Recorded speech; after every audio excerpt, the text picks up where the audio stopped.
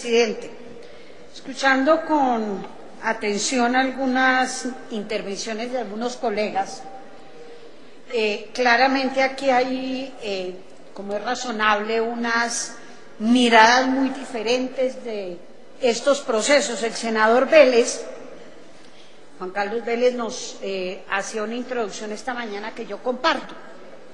Primero, el Congreso de la República de Colombia no puede olvidar que ratificó y le dio vía libre, ni el gobierno colombiano, ni la Fiscalía General de la Nación, que este Congreso y este gobierno viabilizaron el Tratado de Roma, que suscribió Colombia, y que en ese tratado está claramente determinado que hay delitos, como por ejemplo los delitos de lesa humanidad, ataque sistemático a un grupo poblacional, que no pueden ser objetos de ningún tipo de negociaciones ni nada que se le parezca. Entre otras, para información de algunos, señor vicefiscal, para información de algunos, pues ese Tratado de Roma aprobó, entre otras, la prisión perpetua.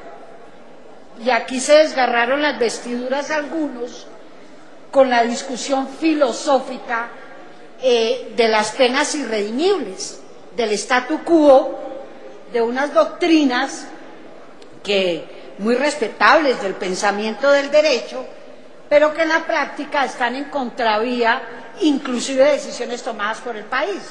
Entonces aquí lo primero que hay que decir es que la prisión perpetua ya fue aprobada. Vamos a ver si la podemos estrenar, de pronto lo logramos en el marco del Tratado de Roma, si logramos, por ejemplo, que los delitos que se cometen contra los niños en Colombia, que son un ataque sistemático a un grupo poblacional, no existe en este país, senador Cristo, un grupo poblacional al que le violen tanto sus derechos de manera sistemática como a los niños y a las niñas. Las cifras lo demuestran. Mientras usted ve las cifras de, por ejemplo, de homicidio en tentativa de homicidio, disculpen, las cifras de los adultos son infinitamente inferiores a la de los niños. Lo que pasa es que ese delito en los niños tiene un eufemismo, una forma de distraer la atención diciéndole maltrato infantil, por ejemplo. Entonces a un niño lo mandan, yo le ruego, si me dan los minutos que le han dado a todos los colegas porque me empezó a parpadear esto.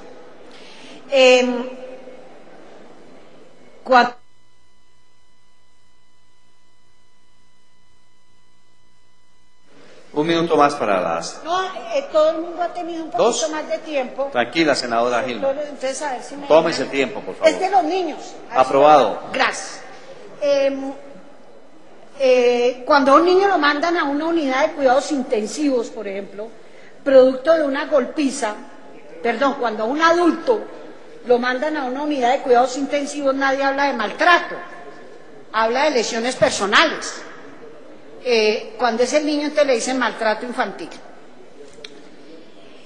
Yo estoy completamente de acuerdo con el planteamiento hecho por el senador Vélez, en el sentido que este marco, esta ley, se aplica indistintamente para el tipo de delincuente que haya cometido el tipo, si es paramilitar o es guerrillero. Yo sí creo que no hay mayor diferencia, senador Cuellar.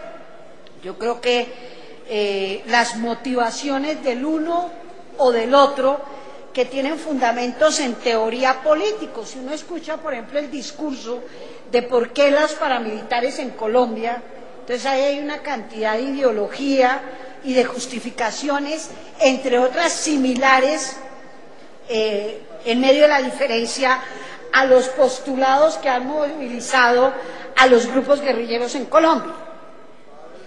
En cualquiera de los casos han cometido delitos y son unos delincuentes.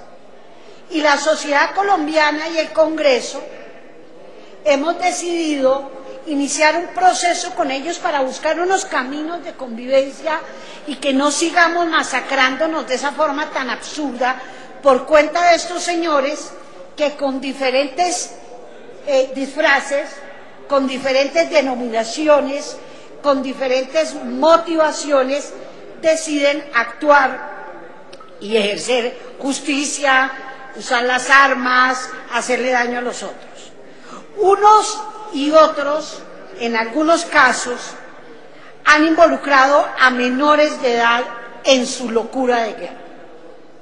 Pero no involucrado a los niños, no solamente tienen un daño colateral importante de los efectos de la guerra, de un bombardeo a un pueblo, lo que le genera a un niño, así no haya un niño herido, lo que a un niño le significa sentir que le están bombardeando su pueblo, o la masacre de sus amigos o de su familia, o que pise una mina antipersona un niño o un adulto, sino ataques sistemáticos directamente contra ellos, verbigracia a lo que hemos mencionado en los últimos días con relación al reclutamiento, al secuestro de niños, mal llamado reclutamiento para la guerra, que lo han practicado unos u otros.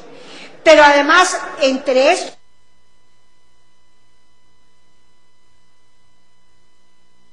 Dos minutos más para la senadora Gilma Jiménez, por favor. Entre estos delincuentes resulta que hay violadorcitos, por ejemplo. ¿Qué tiene que ver la guerra? ¿Qué tiene que ver la insurgencia? ¿Qué tiene que ver la guerrilla? ¿Qué tienen que ver los paracos, señor vicefiscal, con un ampón violador? ¿Es que cambia el daño la identidad del violador? ¿Cambia el daño a qué se dedica el violador? Yo lo he repetido por años. Este país tiene que entender algo. Rico, pobre, paraco, guerrillero, sacerdote, militar, el que se meta con un niño la debe pagar. No tiene por qué haber diferenciación, porque la sociedad lo que sí tiene que diferenciar es cuando la víctima es un niño, porque el niño no tiene ningún tipo de opción. El niño no tiene cómo defenderse. El niño ni siquiera muchas veces sabe qué es el daño que le están causando. Eso no significa que las otras víctimas adultas no tengan el derecho a la verdad, la justicia y la reparación. Pero si el artículo 44 de la Constitución es de verdad y no un discursito retórico para hacer gimnasia mental que dice que los derechos de los niños prevalecen sobre el derecho de los demás, tenemos que hacer visible ese principio dentro de la formulación de estas normas.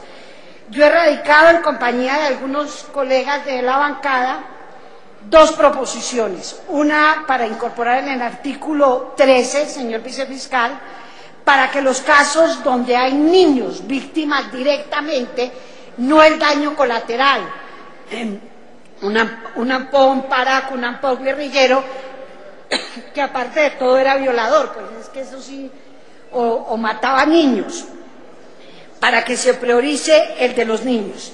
Y otro para que de ninguna manera un individuo que sea condenado por delitos contra la vida, la integridad y la libertad de los niños pueda hacer uso de estos instrumentos que le permitan reincorporarse. Ese es un mensaje de sociedad. Aquí tomaremos la decisión para saber. Yo apelo al buen juicio y a la solidaridad, por supuesto, al trabajo que todos los congresistas hacen por los niños de este país, eso me consta, por lo menos de la gran mayoría de los colegas del Senado. O vamos a ser distintos, porque aquí el tema no es quién es el agresor y por qué lo hizo, sino quién es la víctima y las consecuencias para esa víctima. Y estamos hablando nada menos y nada más que el capital más importante de una sociedad, los niños y las niñas. Mil gracias.